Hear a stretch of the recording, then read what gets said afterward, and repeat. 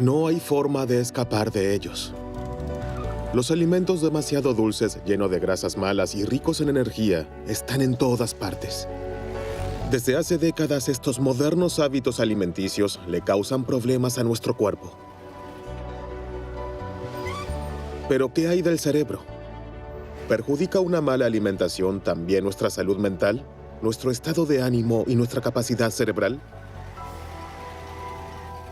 Sabemos que la comida chatarra engorda, pero también puede atrofiar el cerebro. Entre tanto, también los investigadores del cerebro estudian las consecuencias de nuestros hábitos alimenticios. Una alimentación alta en grasas y rica en azúcar produce cambios a largo plazo en ciertas zonas del cerebro. Esta ciencia, aún joven, revela una nueva faceta de nuestra alimentación. Con un aumento en la ingesta de grasas y azúcar, el cerebro se reprograma. Por lo tanto, lo que pasa por nuestra cabeza también depende del contenido de nuestro plato.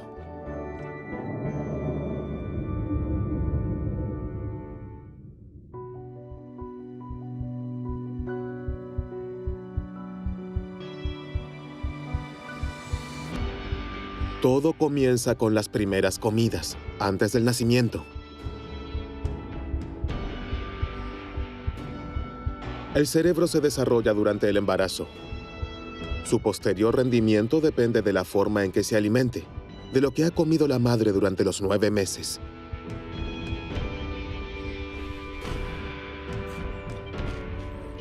Hace tiempo que se conocen las consecuencias de una mala alimentación para la salud del feto. En la actualidad, en Australia, los científicos se ocupan también de los efectos de la alimentación en las funciones cerebrales.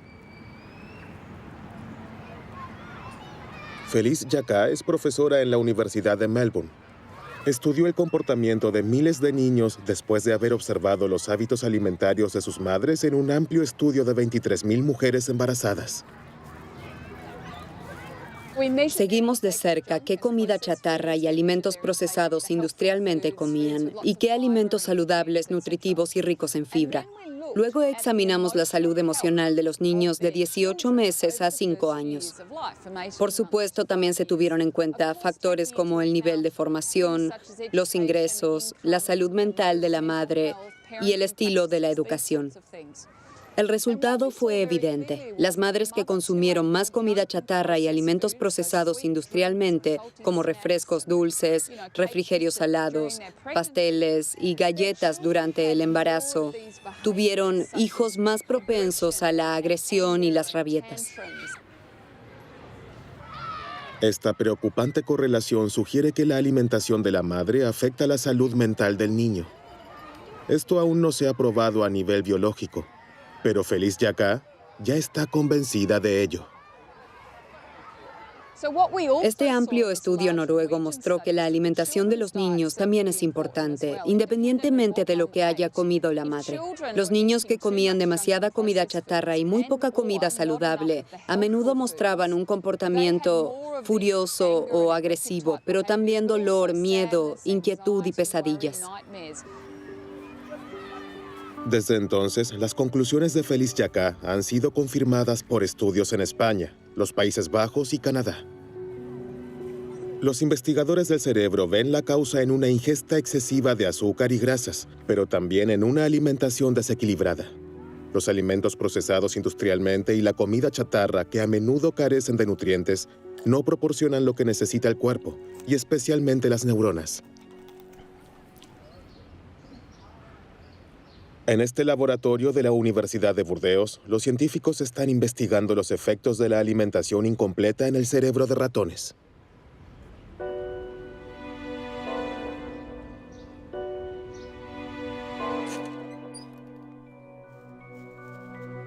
Este experimento se usa para medir las reacciones de miedo.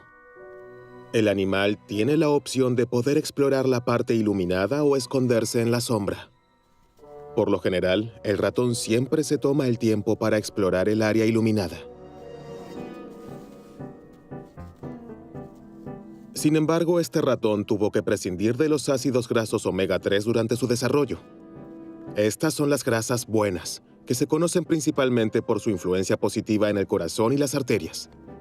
En lugar de explorar sus alrededores, el ratón se retira a un rincón oscuro que no abandona más. Está estresado y asustado. El experimento se repitió muchas veces con decenas de ratones. Para los investigadores, este extraño comportamiento se explica fácilmente. Sin ácidos grasos omega 3, el cerebro no puede desarrollarse ni funcionar normalmente, ya que nuestras células grises se componen de un 90% de grasa que el cerebro no puede producir por sí mismo.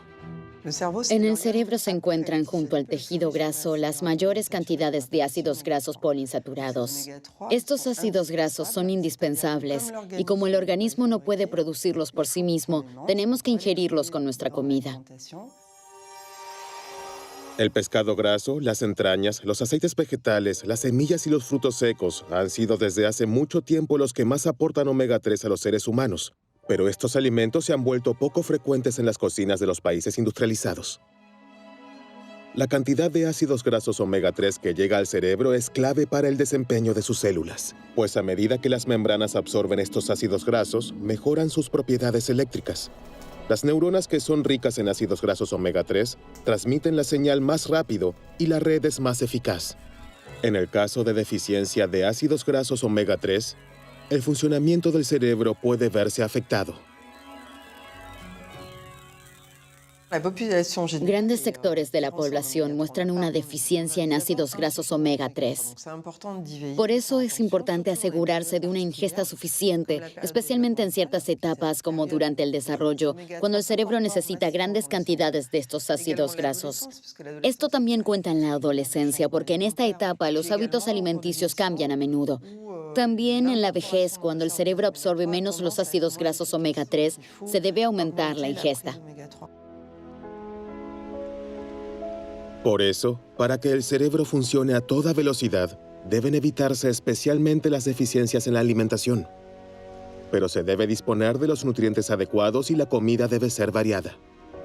¿Qué le sucede a las neuronas cuando la alimentación es pobre en nutrientes y sobre todo consiste siempre en lo mismo? El hámster europeo, que estuvo extendido durante mucho tiempo aquí en las tierras bajas de Alsacia, se enfrenta exactamente a este problema. Desde los años 60 hemos observado una disminución en la población de hámsters que ahora está en peligro de extinción. Al mismo tiempo, el cultivo de maíz ha aumentado cada vez más. Carolina Vold se preguntaba si la caída de la población de hámsters podría deberse al repentino exceso de oferta de maíz. Por ello, en un experimento de laboratorio, alimentó a sus hámsters exclusivamente con este tipo de grano. Durante la temporada de apareamiento, observamos trastornos de conducta en las hembras que se manifestaron en un alto nivel de agresividad y sensibilidad al ruido.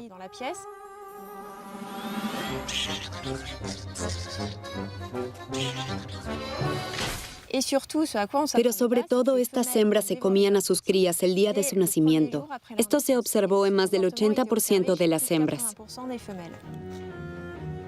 La mala alimentación es suficiente para convertir al hámster en un asesino de hijos. La causa es la falta de una simple vitamina.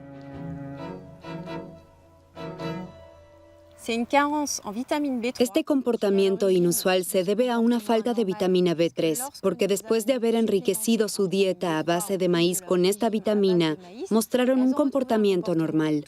Comenzaron a amamantar a sus crías tan pronto como estuvieron bien nutridas.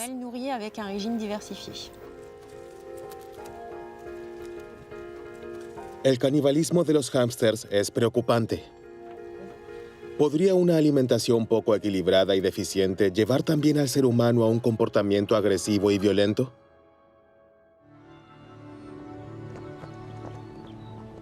Ab Sahlberg es doctor en psicología y asesor político del Ministerio de Justicia. Su área de especialización, alimentación y delincuencia. Está convencido de que enriquecer la alimentación con vitaminas, ácidos grasos y minerales puede reducir la agresividad.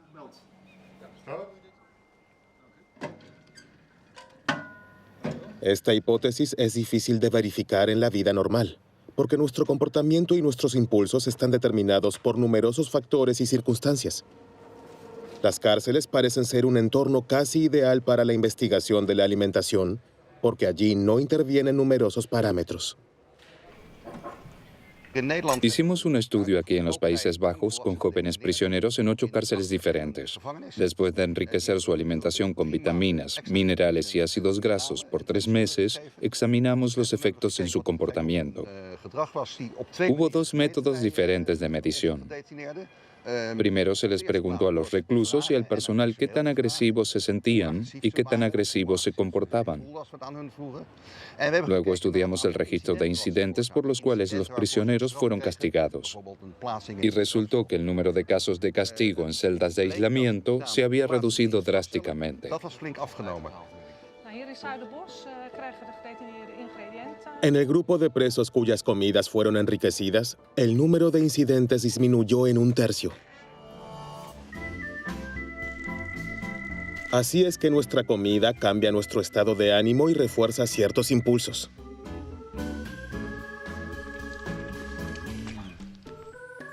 Pero ¿puede la alimentación influir también en las decisiones que creemos tomar libremente?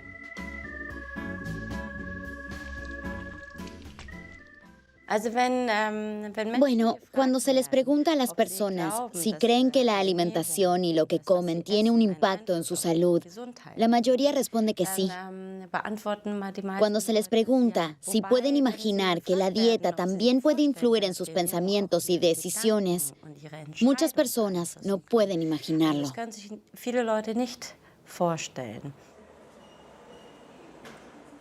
Pero eso es exactamente lo que ha demostrado por primera vez So-Yeon Park del Instituto de Psicología de la Universidad de Lübeck. Sus estudios han revelado el mecanismo por el cual la alimentación puede influenciar nuestros pensamientos. Con este fin, la investigadora desarrolló un experimento muy original. Imaginemos el siguiente dilema. El dinero sobre la mesa debe dividirse en 2 cantidades. Pero es su compañero de juego, un desconocido, quien decide esta división. Te daré 2 euros y me quedaré el resto. Si acepta esta oferta injusta, obtendrá algo de dinero, pero mucho menos que él. Si la rechaza, ambos se van con las manos vacías. ¿Qué elegiría? ¿Acepta la oferta y toma los 2 euros, aunque se sienta engañado? ¿O la rechaza y se va con las manos vacías, pero con la frente bien alta? Sorprendentemente, que tome el dinero o no depende de lo que haya comido antes.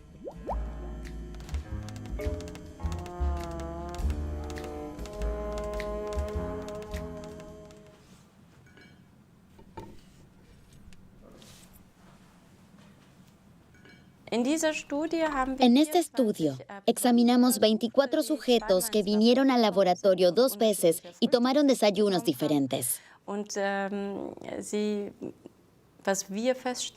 Y lo que descubrimos es que la misma persona tomó decisiones muy distintas dependiendo de lo que comió esa mañana.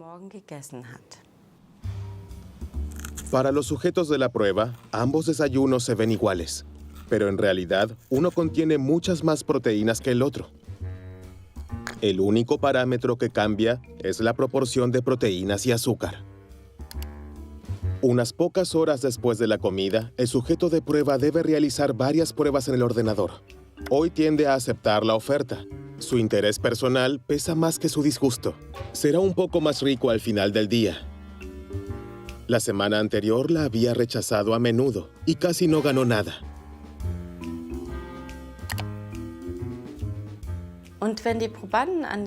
Si los sujetos tenían más proteínas en sus desayunos esa mañana, también fueron más tolerantes ante una oferta injusta. Y si tenían más carbohidratos en el desayuno, eran más sensibles a las ofertas injustas. Si el contenido de proteína es bajo, los sujetos de prueba rechazan las ofertas injustas en promedio 2 veces más. Pero ¿cómo se puede explicar este sorprendente resultado?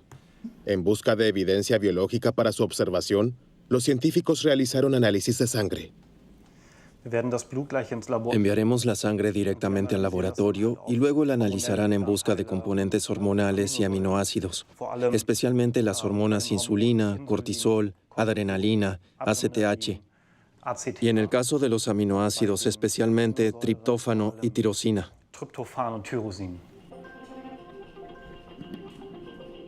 La sustancia más importante en esta lista es la tirosina.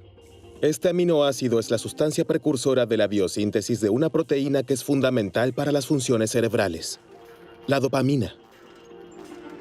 Este neurotransmisor garantiza la comunicación entre las neuronas responsables de la motivación y la disposición a correr riesgos. Los resultados del análisis de sangre muestran que los sujetos cuya sangre contiene más tirosina tienen más probabilidades de aceptar la oferta injusta. En pocas horas, lo que comemos provoca un ligero cambio en la química de nuestro cerebro y también en la comunicación entre las neuronas.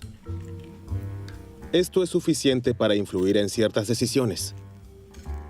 En el Instituto de Psicología de Lübeck continuarán los experimentos a fin de confirmar este resultado, ya que los posibles efectos son amplios. Si tenemos en cuenta que comemos 3 veces al día y eso todos los días, el poder que tiene la alimentación para cambiarnos o formarnos es enorme. Y eso definitivamente debería darnos algo en qué pensar cuando se trata de cómo podemos usar la alimentación para favorecer nuestro bienestar u optimizar nuestra mente. Una alimentación incompleta no solo produce un cambio en la función y el comportamiento del cerebro e influye en nuestras decisiones cotidianas. Cada vez es más evidente que la alimentación juega un papel vital en nuestro estado de ánimo.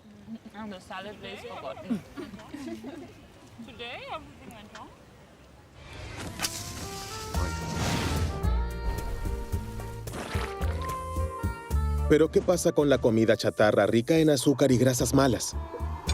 ¿Qué pasaría si no ingiriéramos nada más que eso?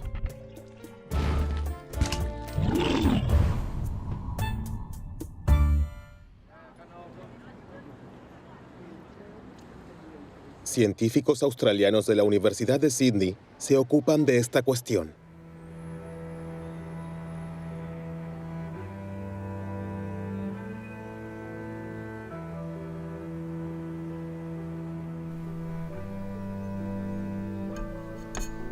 Margaret Morris dirige el único laboratorio en el mundo donde las ratas se alimentan con los alimentos producidos industrialmente que se pueden encontrar en supermercados o cadenas de comida rápida barata.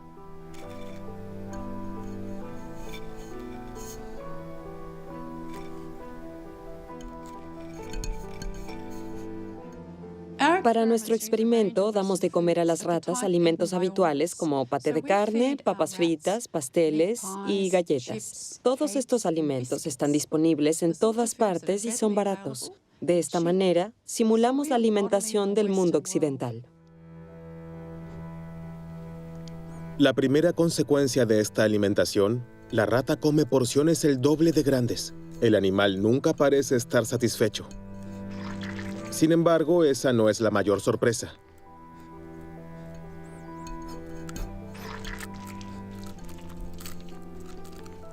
Estamos particularmente interesados en los efectos de esta alimentación en la memoria de los animales. Los medimos con la ayuda de una conocida prueba de comportamiento de reconocimiento de objetos. Para esta prueba, la investigadora coloca algunos objetos en la jaula de una rata. La rata inmediatamente comienza a inspeccionarlos porque los roedores son muy curiosos por naturaleza. Una vez que el animal ha explorado todo y ha memorizado su entorno, se aparta momentáneamente. Movemos un objeto y volvemos a colocar a la rata en la jaula.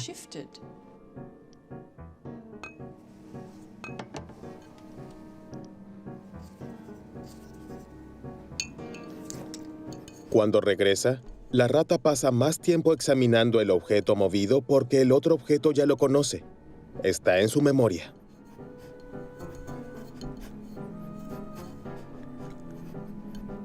Sin embargo, las ratas sobrealimentadas muestran un comportamiento diferente.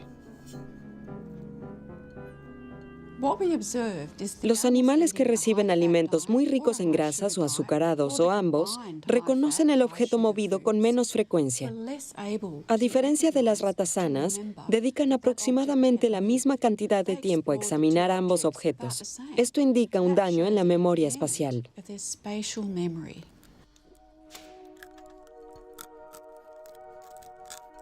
Las ratas sobrealimentadas no solo tienen una memoria espacial dañada, sino también otros trastornos funcionales que son una señal de alarma para los científicos.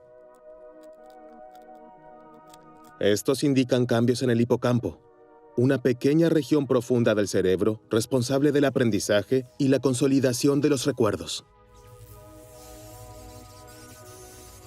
Estudios recientes muestran que los alimentos energéticos también dañan el hipocampo humano.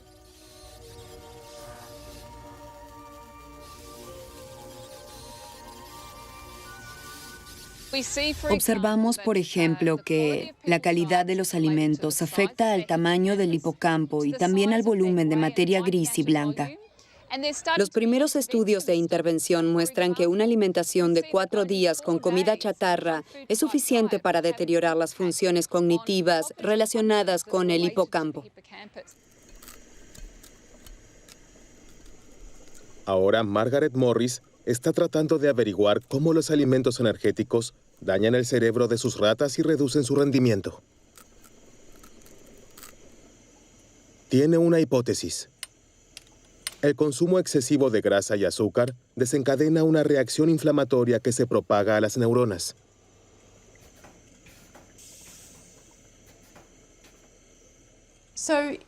Esta alimentación provoca una reacción inflamatoria en todo el cuerpo. Sabemos esto de personas obesas, pero en este caso la reacción parece muy aguda. Pudimos observar un aumento de citocina y otros agentes inflamatorios.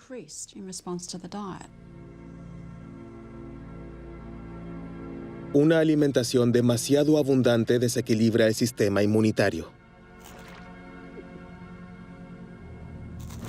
Este se defiende y desencadena una reacción inflamatoria, especialmente en el tejido adiposo.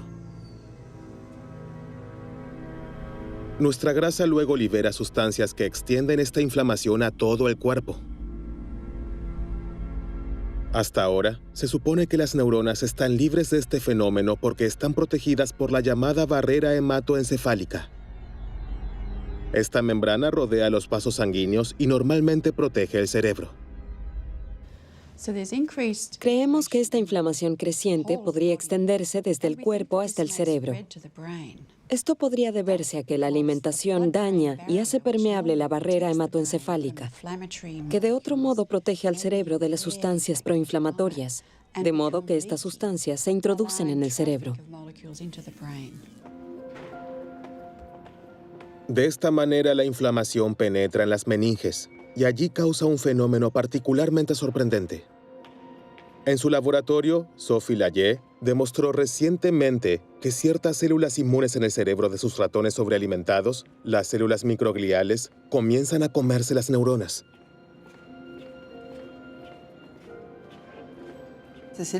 Estas células microgliales en el cerebro son importantes porque comen neuronas muertas. Sin embargo, si se descontrolan debido a una alimentación desequilibrada, también comienzan a comerse las neuronas vivas. Si esto adquiere proporciones extremas, contribuye de manera decisiva a la destrucción de las redes neuronales y de las neuronas funcionales que en realidad están sanas. Esta reacción de las células microgliales pudo filmarse in vitro. Las imágenes muestran la energía con la que trabajan. Los rojos son fragmentos de las neuronas que se comen. En el caso de un ratón obeso, su actividad aumenta frenéticamente. Ahora se sospecha que este fenómeno perjudica significativamente la función cerebral.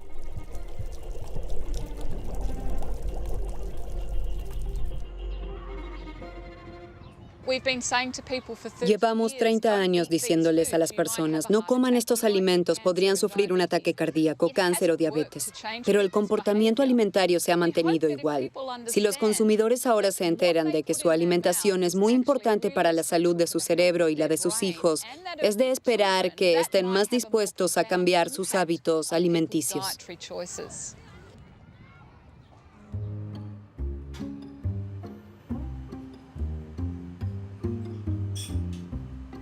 Microscopio, mini pipeta y un dispositivo de registro altamente sensible, Xavier Fioramenti posee todas las condiciones técnicas para medir la actividad eléctrica de una sola neurona.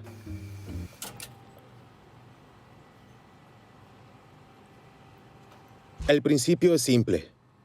El corte cerebral de un ratón se encuentra en un líquido que lo mantiene vivo.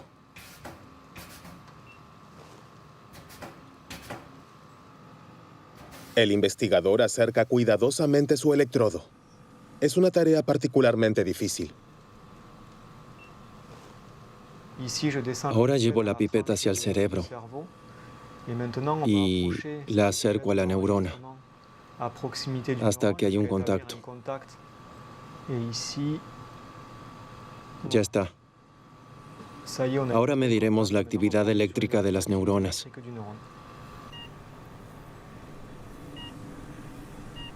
Las oscilaciones hacia arriba son potenciales de acción. De esta manera, las neuronas codifican su información. El tiempo que pasa entre cada oscilación representa el mensaje que envía la neurona. Ahora aumentaremos la concentración de glucosa en el líquido. Veamos si esta célula reacciona. Como puede observarse, esta célula reaccionó al aumentar la actividad eléctrica. El potencial de acción es más fuerte que antes de aumentar el contenido de glucosa.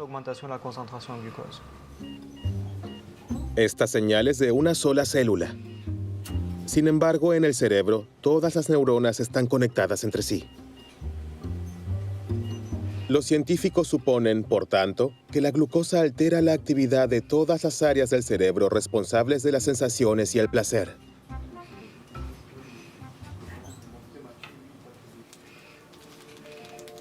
Entonces, ¿el azúcar toma el control de nuestra libertad de elección? Hasta ahora es solo una hipótesis. Por eso la adicción al azúcar es ahora objeto de una intensa investigación en los laboratorios.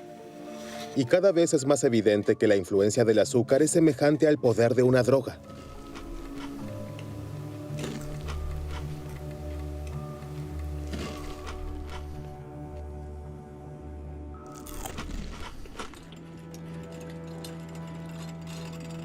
Serge Ahmed fue uno de los primeros en probar esto con un experimento muy sencillo. Primero crió ratas con cocaína y azúcar. Después de varias semanas de esta doble dieta, les presentó a los animales una opción. Aquí el animal puede elegir entre dos palancas. Una está conectada a una jeringa que contiene una droga líquida, una droga dura como cocaína o heroína. La otra palanca controla una segunda jeringa que contiene una bebida azucarada. Y se ve que el animal se decide por la bebida dulce.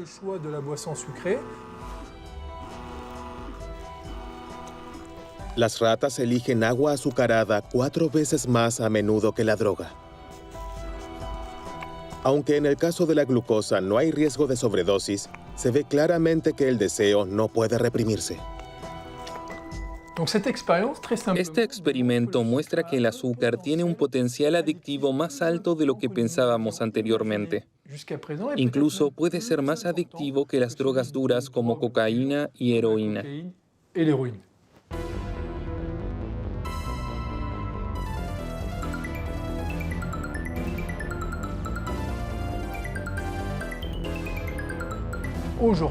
En la actualidad, nuestra nutrición es bastante desequilibrada, porque el azúcar se encuentra en una gran cantidad de alimentos.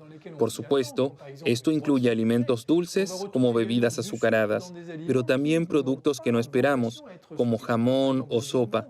Hay muchos más ejemplos de esto, y el contenido de azúcar de tales alimentos contribuye a que las personas se vuelvan adictas sin darse cuenta.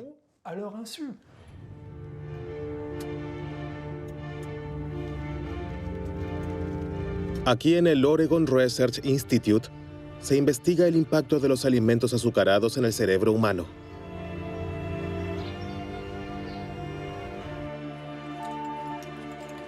Los experimentos muestran que el consumo habitual de alimentos altamente energéticos altera los circuitos neuronales de la misma manera que lo hace el consumo de drogas. Eric Stice ha incorporado al estudio a 100 estudiantes, de los cuales la mitad comió helado regularmente todos los días, mientras que la otra mitad nunca comió helado. Todos vinieron al laboratorio a tomar un batido en una máquina de resonancia magnética, y de esta manera se les proporcionó a los investigadores una idea de su actividad cerebral. Le damos un batido de chocolate hoy y anotamos la actividad de su cerebro, en el momento en el que da un sorbo y justo antes de hacerlo. De esta manera, queremos descubrir más sobre las consecuencias neuronales del consumo de alimentos altamente energéticos. Con la ayuda de un tubo, el sujeto de prueba puede beber el batido sin mover la cabeza. Descubrimos que en el caso de las personas que nunca toman helado, el sistema de recompensa está muy activado, mientras que en los sujetos de prueba que toman helado todos los días, no pudimos observar prácticamente ninguna activación. Esto demuestra que la ingesta regular de alimentos muy altos en calorías reduce significativamente el placer del consumidor. El sistema de recompensa crea una sensación de placer. Reacciona de manera particularmente intensa al consumo de azúcar. Sin embargo, la ingesta excesiva de azúcar reduce su capacidad de respuesta, haciendo que la misma dosis de azúcar sea menos placentera en algún momento. Con su experimento, Eric Stice descubrió otro efecto que es más sutil y quizás incluso más peligroso. Al comer demasiado azúcar, el cerebro es hipersensible a las imágenes de alimentos.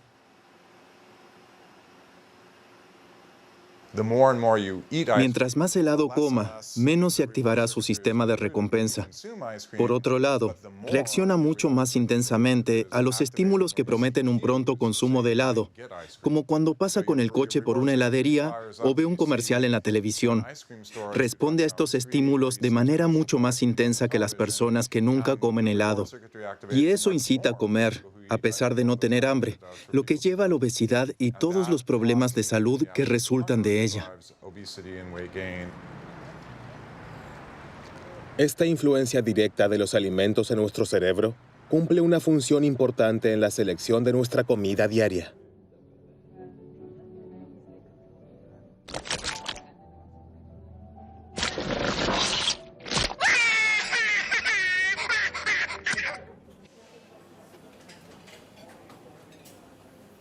¿Qué ocurre en el cerebro en el momento que elegimos un postre en lugar de un entremés o pescado en lugar de carne? ¿Quién mueve realmente los hilos?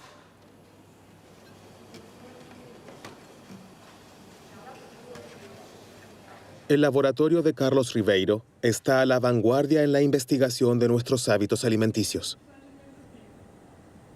Queremos encontrar todos los componentes, todos los genes, sustancias y neuronas que influyen en nuestro comportamiento alimentario. Para esto tenemos que observar efectos muy pequeños, apenas perceptibles. Un animal muy simple, la mosca, le permite ir por nuevos caminos y probar nuevas hipótesis. Para comprender el comportamiento de alimentación de la mosca, Carlos Ribeiro ha desarrollado un dispositivo con el que puede seguir en detalle las decisiones del insecto. Si la mosca toca la comida, podemos medirla aquí con este sensor. Este es el mismo sensor que también detecta el tacto en la pantalla de tabletas o teléfonos inteligentes. Solo que aquí no se toca la pantalla, sino la comida. De esta manera, podemos ver exactamente si la mosca opta por proteínas o por azúcar. Pero también investigamos cómo come, en qué cantidades, con qué rapidez y con qué frecuencia. Analizamos en detalle sus decisiones que son controladas por el cerebro. Con la ayuda de esta técnica, ha demostrado que la mala alimentación tiene una influencia decisiva en el comportamiento alimentario. Por supuesto, las moscas que han sido privadas de proteínas elegirán alimentos ricos en proteínas. Sin embargo, observando más de cerca, descubrió que este no es siempre el caso. A veces teníamos moscas que no mostraban un fuerte apetito por las proteínas. Quisimos encontrar la razón y comprobamos que las moscas que no estaban interesadas en las proteínas tenían ciertas bacterias intestinales. Después de numerosos experimentos, quedó claro que el apetito por las proteínas de las moscas fue inhibido por dos bacterias intestinales muy específicas. Estas dos bacterias tienen un gran impacto en sus decisiones alimentarias.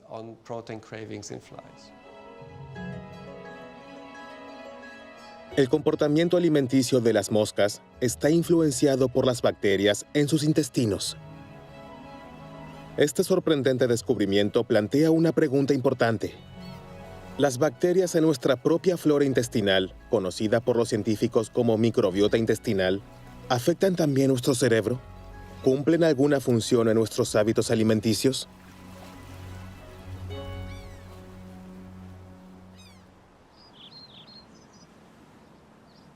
En la Universidad de Cork, en Irlanda, John Cryan es pionero en el estudio de la microbiota intestinal.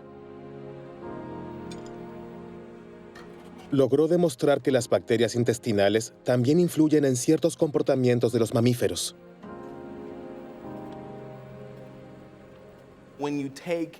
Si se toman las bacterias de ratones extremadamente miedosos y se las implanta en ratones normales, también se vuelven miedosos.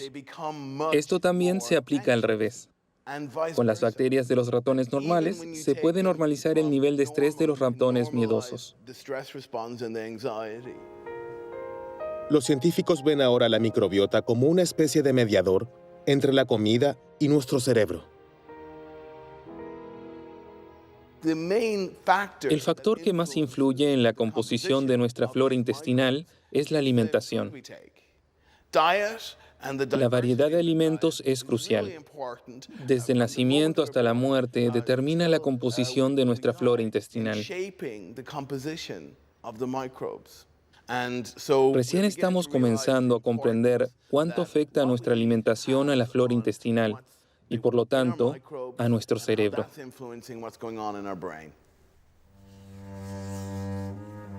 El hecho de que nos sintamos bien depende, entre otras cosas, del bienestar de nuestra microbiota. Una alimentación que es buena para nuestro estado de ánimo es principalmente una que agrade a las bacterias de nuestro intestino. A partir de este descubrimiento, surgió la idea de mimar el cerebro con la ayuda de la alimentación y promover la salud mental. Y aquí los científicos están particularmente impresionados por la famosa dieta mediterránea. La cocina mediterránea tradicional es muy rica en alimentos vegetales, muchos tipos diferentes de lechuga y verduras de diferentes colores, pero también frutas. Las legumbres, es decir, frijoles, lentejas y garbanzos, también son muy importantes. También hay frutos secos y granos, pescado y, por supuesto, aceite de oliva. El aceite de oliva es una parte muy importante de la dieta mediterránea. Creemos que esta amplia diversidad también conduce a una gran variedad de bacterias en nuestros intestinos. Y esta diversidad de la flora intestinal, a su vez, garantiza una buena salud.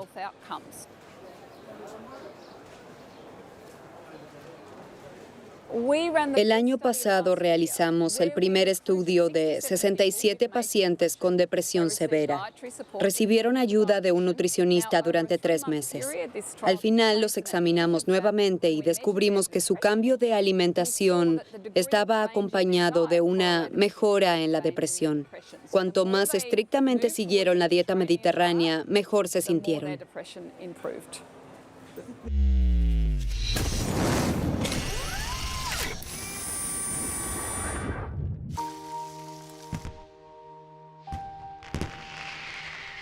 Alimentación al servicio del cerebro. Esta idea se está imponiendo cada vez más.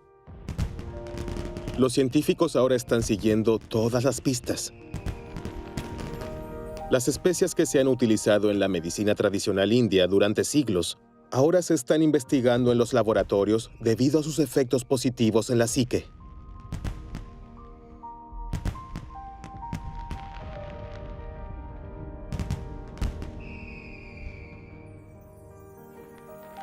Los frutos rojos también despiertan grandes expectativas.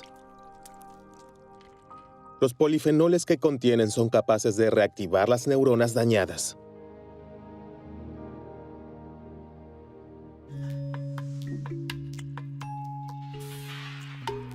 Entonces, ¿son los frutos rojos y las especias remedios milagrosos que mantienen nuestras neuronas siempre jóvenes?